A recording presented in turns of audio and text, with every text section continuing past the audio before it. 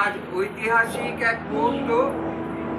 বৈশাখের শেষ শনিবার, তার আগের বৃহস্পতিবার, আজ 1431 সনের একটি ঐতিহাসিক মুহূর্ত।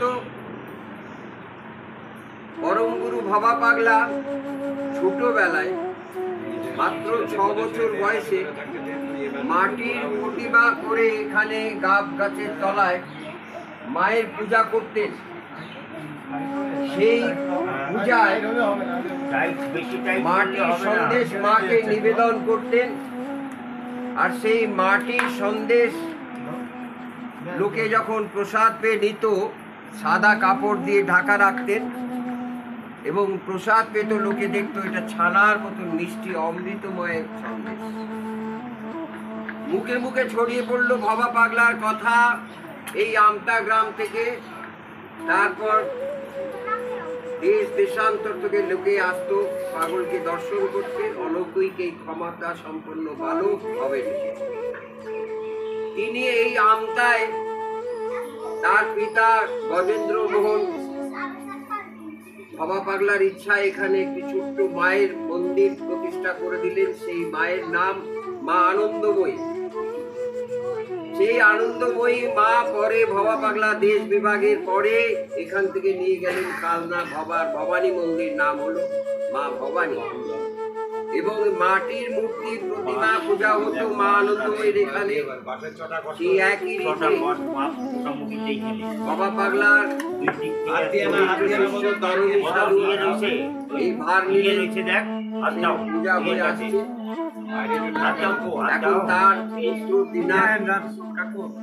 এটা দেখাশোনা করছেন, এবং এটা সর্বময় এখন বেশ কয়েক বছর ধরে ভবা পাগলা বড় নাতি শিবু ভাই সঞ্জয় চৌধুরী এই তত্ত্বাবধান করছেন, এবং কৃষ্ণগোপাল কর্মকার এর উন্নয়নের চেষ্টা করছেন। আজকে ঐতিহাসিক মুহূর্ত এই জন্য, এইখানে আজ মায়ের অস্থি পাথরের মূর্তি, যে মূর্তি ভবা পাগলা স্থাপন করেছিলেন, সেই মূর্তি কলকাতা থেকে ভবা পাগলার ইচ্ছা অনুসারে সেই ভাবটা দিলেন শিখু ভাইকে এবং কৃষ্ণগোপালকে, এবং তারা সেই চিৎপুর থেকে এই মূর্তিটা আনয়ন করেছেন। আমরা প্রায় 14 জন ভারত থেকে, কলকাতা থেকে এই মূর্তি এনেছি। আজকে সেই মূর্তিটা অঙ্গরাগ সাজসজ্জা হচ্ছে এই পবিত্র মূর্তিকে। আগামী পরশু দিন বৈশাখের শেষ শনিবার 1431 11ই মে 2024 এই মায়ের মহাপুজো সম্পন্ন হবে। সবাই আনন্দ পাবে, দেশ বিদেশ থেকে বহু মানুষের আগমন হবে।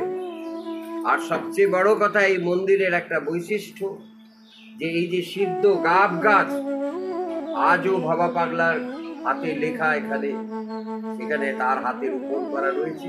এই গাব গাছের চারা তিনি ভারতবর্ষে বা বিভিন্ন স্থানে যেখানেই যান সেখানে গাব গাছের চারা লাগিয়ে যান। সেইতে প্রতিষ্ঠিত গ্রামের মানুষ সেটা পুজো করে। তা এইখানে ভবা পাগলার মায়ের সমাধিও আছে। ভবা পাগলার সমাধি কালনার মন্দিরে আছে।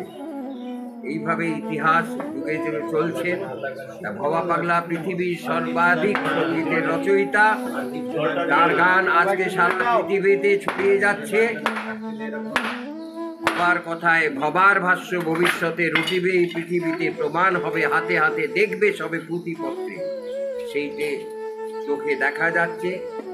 আজ হিন্দু, মুসলমান, বৌদ্ধ, খ্রিস্টান সবাই ভবার এই পূজায় মেতে ওঠে এই সুন্দর দিনটিতে। জয় বাবা, বলো ভবা পাগলাকে, ভবা পাগলাকে, ভবা পাগলাকে। সাজসজ্জা এতে রত রয়েছেন বালিয়াটের প্রাসাদ ভবা পাগলার ভক্ত, তারই নাতি বংশধর সৌমিত রায়চৌধুরী আছেন, বিশিষ্ট ভক্ত।